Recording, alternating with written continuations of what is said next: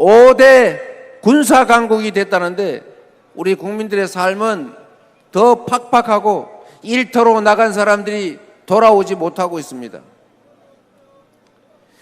지금 중대재해처벌법 가지고 폐지를 하라느니 악법이라느니 이런 얘기하는 분들 있던데, 일단은 이 중대재해처벌법은 여당 야당이 합의해서 만든 법입니다. 국민의힘이 같이 합의해서 사인해놓고 그걸 악법이라고 국민의힘 후보가 주장하면 되겠습니까? 1년에 1000명 가까운 사람들이 먹고 살자고 일터로 갔다가 되돌아오지 못하고 있어요. 살자고 하는 일이 죽자고 하는 일이 된 이 암울한 현실을 바꿔야 되는 것 아닙니까? 노동을 존중하고 우리 국민 대다수가 노동을 통해서 먹고 살고 있는데, 그 노동자들이 노동 현장에서 안전시설 미비로 과로로 그렇게 목숨 잃고 그 집안이 풍비박산이 나는 게 그게 타당한 일입니까, 여러분? 그래서 여러분, 제가 전에 이런 말씀을 드렸는데, 우리는 노동 현장을 관리하는 감독관을 근로감독관이라고 불러요. 근로감독관. 일 잘하나 안 하나 감독하는 사람입니까? 그게 아니고, 근로감독관은 노동 현장에서 안전시설, 안전기준을 잘 지키고 있나, 노동자들이 혹시 임금 떼어먹히지 않나, 이런 거를 지켜주는 그런 사람들을 근로감독관이라고 해요. 이름 좀 바꿔야 되는 거 아닙니까?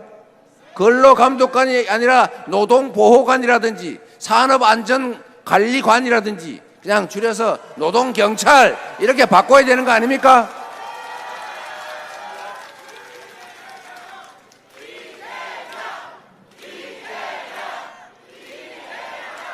우리 군대에서 원래 헌병이라고 하는 게 있었잖아요. 그 헌병도 이름 바꿨어요. 군사경찰. 대한민국에 이 노동자가 천수백만 명 아닙니까? 2천만 명이 넘겠죠. 그런데 이 노동 현장에 이 노동 조건 미비로 법이 정한 근로기준, 노동환경 기준을 안 지켜가지고 무슨 안전사고로 추락해서 죽고 떨어져서 깔려 죽고 무슨 가스가 새가지고 질식해서 죽고 무슨 도로공사하다 무너져서 죽고 질병이 걸려서 죽고 이런 거 최소화해야 되는 것 아닙니까, 여러분? 대한민국이 10대 경제 강국이라는데 이 정도는 해야 되는 것 아닙니까, 여러분? 그런데 이 노동 현장을 관리, 감독하는 인력이 대충 3,000명을 넘지 못하고 있어요. 전에는 2,000명인가 그랬는데 그것도 문재인 정부에서 1,000명 늘려서 아마 3,000명쯤 될 겁니다. 이 3,000명 가지고는 체불임금 떼어먹힌 사람들 임금 받아주는 일도 하기 어려워요. 어느 공장이 어느 산업 건설 현장에서 법이 정한 안전조치를 다 하고 있느냐, 안전대 갖추고 있냐, 추락방지망 설치했냐, 감독관은 제대로 배치되어 있냐, 이거를 관리를 해야 될 것 아닙니까? 이걸 관리를 안 하니 전부 다 위반하고 있잖아요. 법이 정한 규칙을 다 지키면 물론 돈이 많이 들죠. 돈을 벌려면 돈을 써야 되는 것 아닙니까? 돈이 많이 드니까 그걸 아끼려고 적당히 해요. 사고 웬만해서는 잘 안 하죠. 사람들이 조심하니까. 그런데 가끔씩 사고가 나요. 그럼 사람이 죽고 다쳐요. 그러면 어떻게 되느냐? 지금까지는 산업재해 보험이 들어있으니까 배상은 대부분 보험을 해줘요. 근로재해보험이라고 초과되는 혹시 피해 배상해드릴 것은 일반 보험 들어요. 그러면 배상해 줄 게 없어요. 위자료 조금 주면 돼요. 그리고 형사처벌을 하면 기껏해서 현장의 과장, 관리자만 처벌해요. 이 안전시설, 안전조치 안에서 돈은 누가 벌었어요? 사업자가 벌었지 않습니까? 그런데 이 사업자가 안전시설 안에서 누군가 죽고 다치면 그 책임은 누가 지냐?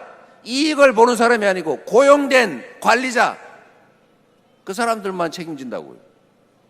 그러니 법을 어기고 안전조치를 안 하는 게 이익이니까 계속 그렇게 하는 거 아닙니까? 그러면 어떻게 해야 돼요? 법을 어기고 이익을 보는 걸 못하게 하는 게 정의 아닙니까? 법을 어기고 이익을 보다가 법을 어겨서 누군가가 피해를 입으면 그에 대해서 책임을 묻는 것이 정상 아닙니까? 법을 어겨서 이익을 보는 사람이 법을 어겨서 피해를 입은데 책임을 져서 이 책임과 이익이 일치되게 하는 것, 이게 바로 정의고 형평이죠. 맞습니까? 회사가 운영을 하면서 필요한 안전조치, 안전시설 안에서 과실이 있어서 누군가가 많이 다치고 많이 죽었다. 그러면 그 안전조치를 안 한 과실이 있는 사람 책임을 묻자, 형사처벌하자. 이게 잘못된 겁니까? 이걸 왜 폐지하자 그래요? 이거 다 여야가 합의해서 만든 법입니다. 그래서 어제같이 또 누군가가 죽어가지 않습니까? 그나마 그 법이 시행되고 나니까 이 안전조치나 안전시설 안 하면서 이익 보던 사람들이 조금 조심을 해가지고 잘못하면 회사 사주가 그 이익을 보는 사람들이 책임을 형사처벌을 질 가능성이 있으니까 조심을 한 덕분이겠죠. 그러니까 산업재해 사망자가 줄었다고 합니다. 그 김모 후보께서 그 토론에서 그런 말씀하시던데, 그런 거 처벌해봐야, 사고 난 다음에 처벌해봐야 뭐하냐, 미리 막아야지. 맞는 말 같지요? 그런데 틀린 말입니다. 형벌을 가하는 것은 두 가지 이유가 있어요. 첫째, 이미 저지른 일에 대해서 응보, 보복, 복수를 하는 거죠. 너 이렇게 했으니까 너도 한번 혼나봐. 이런 측면에서는 처벌이 예방 효과가 없다고 볼 수 있죠. 그런데 이거는 정말 한 개만 아는 거예요. 이상하게 동전의 한 면만 보는 사람들이 요새 많더라고요. 양면을, 다 전면을 봐야죠. 형사처벌을 하는 더 본질적인 이유는 예방효과, 일반 예방효과, 특별 예방효과, 이 두 가지가 있습니다. 특별 예방효과는 뭐냐? 그 죄를 저지른 사람이 처벌을 받고 나서 정신을 차려가지고 다시는 죄를 짓지 않게 하는 것, 재범을 하지 않게 하는 것. 두 번째, 일반 예방효과. 다른 사람들이 처벌받는 걸 보고, 아, 저렇게 하면 처벌받는구나, 나 조심해야지, 이래서